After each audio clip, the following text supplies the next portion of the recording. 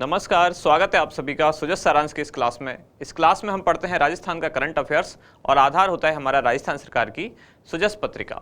शुरुआत करते हैं हेडलाइंस के साथ। सबसे पहले मुख्यमंत्री का बारां और डूंगरपुर जिलों का दौरा। मुख्यमंत्री ने कहा कि पशु पक्षियों के लिए अस्पताल सबसे बड़ी सेवा। इसके अलावा बजट में भी कुछ ऐसी घोषणाएं की गई हैं पशुओं के लिए, पशुपालकों के लिए। एक नई योजना भी शुरू की गई है मुख्यमंत्री कामधेनु बीमा योजना। तो इन सारी चीज़ों को भी आज हम देखने वाले हैं। अगले पेज पर 3 वर्ष में 1015 व्यक्तियों को गिरफ्तार किया गया भ्रष्टाचार निरोधक ब्यूरो द्वारा। और यहाँ जो एक योजना थी Rajiv Gandhi scholarship for academic excellence योजना, इसमें प्रतिवर्ष जो विदेश भेजने वाले विद्यार्थियों की संख्या पहले 200 थी, उसको बढ़ाकर अब कर दिया गया है 500। अगले पेज पर किसानों को ऋण में राहत के लिए एक आयोग बनाया जाएगा, ये भी घोषणा की गई है अभी नए बजट यानी कि 2023-24 में। तो क्या होगा ये आयोग और इसके क्या प्रावधान होंगे उनको देखेंगे। राजस्थान निर्यात परिषद ने अमेरिका, रूस और यूएई से समझौते किए। तो राजस्थान एक्सपोर्ट प्रमोशन काउंसिल इसके द्वारा 20 से 22 मार्च को जोधपुर में एक राजस्थान इंटरनेशनल एक्सपो का आयोजन किया जाने वाला है। तो इस न्यूज़ को देखेंगे।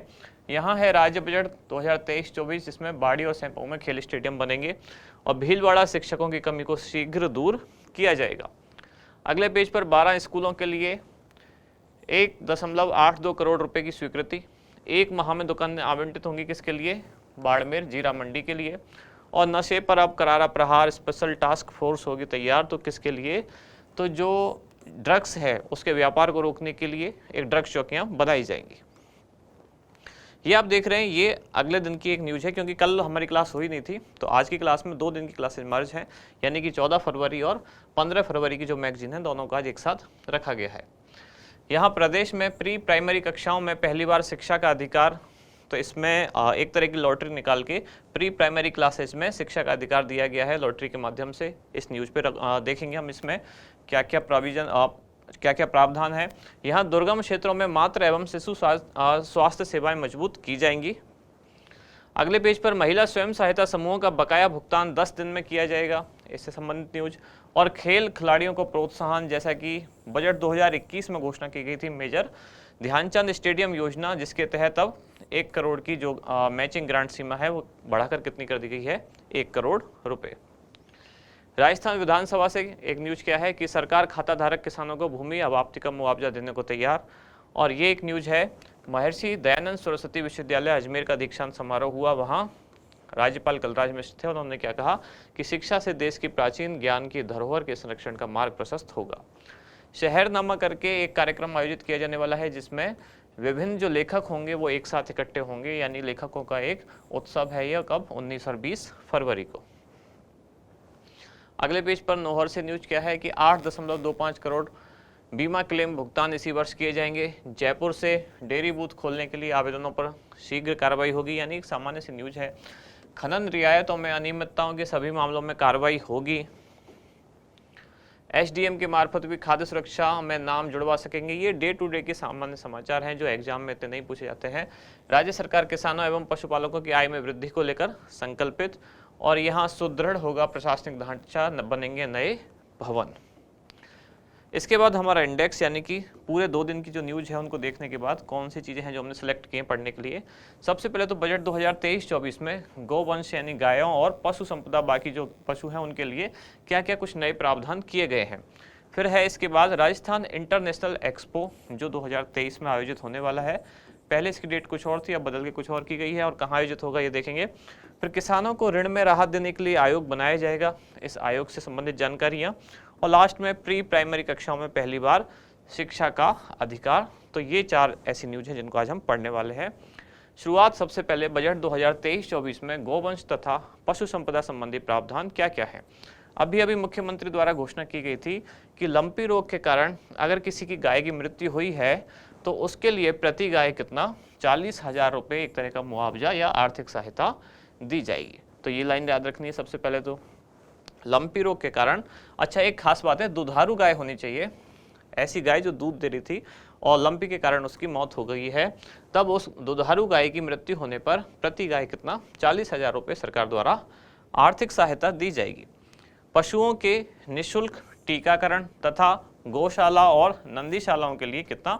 1100 यानी कि 1100 करोड़ रुपए से अधिक का बजट प्रावधान भी किया गया है। तो दो मुख्य चीजें तो ये हुई, इसमें सबसे मुख्य तो क्या हुई, दुधारू गाय की मृत्यु होने पर प्रति गाय कितना, 40,000 रुपए मुआवजा।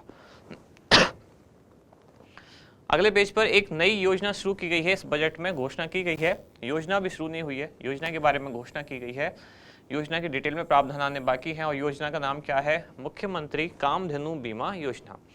एक मुख्यमंत्री या एक राजस्थान सरकार में पशुधन बीमा योजना भी संचालित है, पशुधन बीमा योजना अलग है और ये है मुख्यमंत्री कामधेनु बीमा योजना, जिसकी अभी घोषणा की गई है, यानी कि डिटेल में इसके जो पैरामीटर्स रहेंगे या प्रावधान रहेंगे वो आने भी बाकी हैं। तो क्या होगी कामधेनु बीमा योजना, इस योजना के तहत प्रति परिवार 2 दुधारू पशुओं के लिए 40-40 हजार रुपये का बीमा करवाया जाएगा। जो पशुधन बीमा है उसमें जैसे दुधारू पशु भी हैं, भारवाहक भी हैं या छोटे पशु भी हैं, उनकी कीमत का निर्धारण अलग अलग तरीके से है। जैसे प्रति लीटर दूध 3,000 रुपये के आधार पर गाय की कीमत या भैंस की कीमत 4,000 रुपये के आधार पर, इस तरह से, तो वहाँ कीमत अलग है, वो है पशुधन बीमा योजना। और अब नई योजना जो लाई जा रही है वो है मुख्यमंत्री कामधेनु बीमा योजना, जिसमें प्रति परिवार 2 दुधारू पशुओं के लिए 40-40 हजार रुपये का बीमा करवाया जाएगा। इस तरह से कुल व्यय कितना होगा इस पर, 750 करोड़ रुपए। और इस योजना से कुल कितने, तो 20 लाख से अधिक पशुपालक लाभान्वित होंगे। और एक खास बात क्या है, प्रति परिवार 2 दुधारू पशुओं का ही बीमा कराया जा सकता है, जबकि पशुधन बीमा योजना में कितना ही है संख्या, 5। अगली न्यूज है राजस्थान इंटरनेशनल एक्सपो, जो कि 20 से 22 मार्च 2023 यानी कि 3 दिवसीय ये आयोजन है, जो कहाँ आयोजित होगा, तो ये होगा जोधपुर। जोधपुर के कौन से सेंटर, ईपीसीएस सेंटर, जो कि कहाँ है, बोरानाड़ा औद्योगिक क्षेत्र जोधपुर में। अब इसका विवरण, यानी कि जोधपुर से निर्यात होने वाले जो प्रमुख उत्पाद हैं, इंटरनेशनल एक्सपो अगर सेंटर का नाम, आयोजन का नाम क्या है, इंटरनेशनल एक्सपो, इसका मतलब क्या है, एक्सपोर्ट को प्रमोट करना इसका मुख्य उद्देश्य रहा होगा। तो वही यहाँ लिखा हुआ है डिटेल में कि जोधपुर से जो निर्यात होने वाले प्रमुख उत्पाद हैं उनका प्रदर्शन किया जाएगा। साथ ही प्रमोट इसको कैसे करेंगे, यानी कि मार्केट कैसे डेवलप किया जाएगा, तो जो भारतीय दूतावास के अधिकारी हैं और या उच्चायुक्त हैं, जो विदेशों में, अलग अलग देशों में, जैसे यूरोप में, अमेरिका में, ऑस्ट्रेलिया में या एशिया के विभिन्न देशों में जो कार्यरत हैं, यानी कि भारतीय दूतावास और उसके जो उच्चायुक्त हैं, उनके माध्यम से वहाँ इसकी पब्लिसिटी, यानी कि एक तरह से मार्केटिंग करा के वहाँ विदेशी क्रेताओं से संपर्क किया जाएगा, ताकि वो भी यहाँ के आयोजन में आकर भाग ले सकें। अगली न्यूज है किसानों को ऋण में राहत के लिए एक आयोग बनाया जाएगा, इसकी भी घोषणा की गई थी। कब, बजट 2023-24 में क्या कहा गया कि घोषणा के क्रम में सहकारिता विभाग द्वारा, क्योंकि 2023-24 में जो घोषणा की गई बजट में, अब उस घोषणा की पूर्ति के क्रम में कहा गया है कि सहकारिता विभाग द्वारा जल्द ही राजस्थान ऋण राहत अधिनियम का मसौदा पेश किया जाएगा। और डिटेल इसकी क्या क्या होगी, इस कानून का मसौदा आगामी 1 माह की अवधि में तैयार किया जाएगा। रजिस्ट्रार सहकारिता की ओर से एक समिति का गठन किया जाएगा। राज्य बजट 2023-24 में प्रदेश के किसानों को कितना, 22,000 करोड़ रुपए फसली ऋण वितरित करने का लक्ष्य रखा गया है। इस संबंध में कौन से बैंक के द्वारा, तो अपेक्स बैंक के प्रबंध निदेशक की ओर से शीघ्र ही कार्य योजना तैयार की जाएगी। ग्रामीण इलाकों में अकृषि क्षेत्र जैसे कि हस्तशिल्प, यानी कि कृषि से अलग दूसरी चीज़ें हैं, जैसे कि हस्तशिल्प हो गया, लघु उद्योग हो गए, कताई बुनाई हो गई, या रंगाई छपाई, या दुकानों के लिए 1.5 लाख परिवारों को सहकारी बैंकों के माध्यम से 3,000 करोड़ रुपए की ब्याज मुक्त ऋण राशि वितरित की जाएगी। इसके अलावा राज्य की सभी 7,282 प्राथमिक कृषि सहकारी समितियों का कंप्यूटराइजेशन का भी लक्ष्य निर्धारित किया गया है। अगले पेज पर है प्री प्राइमरी कक्षाओं में पहली बार शिक्षा का अधिकार। तो अभी यानी कि कल राजस्थान सरकार प्रदेश के, कल ये एक लॉटरी निकाली गई जिसमें राजस्थान सरकार के द्वारा प्रदेश के जो गैर सरकारी स्कूल हैं उनमें भी प्री प्राइमरी कक्षाओं में सत्र शुरू किया जाएगा। और कब से, तो 2022-23 में इसकी अनुमति दी गई है। अब ये किसके द्वारा किया गया, तो भारत सरकार की एक एजेंसी जिसका नाम है नेशनल इन्फॉर्मेटिक्स सेंटर यानी कि NIC द्वारा तैयार सिस्टम पर एक ऑनलाइन लॉटरी इसमें निकाली गई। यानी कि बहुत सारे जो पेरेंट्स हैं अपने बच्चों की पढ़ाई के लिए उन्होंने आवेदन किया, लेकिन उनमें से कुछ ही सिलेक्ट किए जाएंगे। तो वो सिलेक्ट कैसे किए गए, एक लॉटरी सिस्टम के द्वारा उनमें से कुछ बच्चे सिलेक्ट किए गए। तो ये ऑनलाइन लॉटरी की व्यवस्था किसने आयोजित की, ये NIC यानी कि नेशनल इन्फॉर्मेटिक्स सेंटर द्वारा आयोजित की गई। इसके द्वारा प्रदेश के गैर सरकारी स्कूलों में प्रवेश के लिए क्या वरीयता यानी कि मेरिट का एक निर्धारण किया गया है।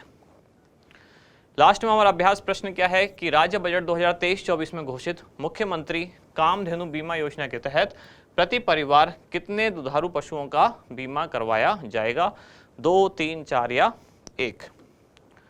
और ये एक सामान्य जानकारी आप लोगों के लिए, आज इसकी लास्ट डेट है। जो कि कलाम प्री 3rd ग्रेड वाला एग्जाम देना चाह रहे हैं उनके लिए परीक्षा से पहले एक और परीक्षा का आयोजन किया जा रहा है। रजिस्ट्रेशन के लिए लास्ट डेट कौन सी है, 16 फरवरी यानी आज की ही डेट है। और एग्जाम किस दिन होगा, ये होगा 19 फरवरी 2023 को, जिसके लिए फीस रखी गई है 125 प्लस GST। आप कलाम अकेडमी की वेबसाइट पर जाकर अपने आप को रजिस्टर कर सकते हैं। तो यहाँ समाप्त होती है आज की क्लास। अब मिलते हैं कल अगली न्यूज़ के साथ अगली क्लास में। धन्यवाद।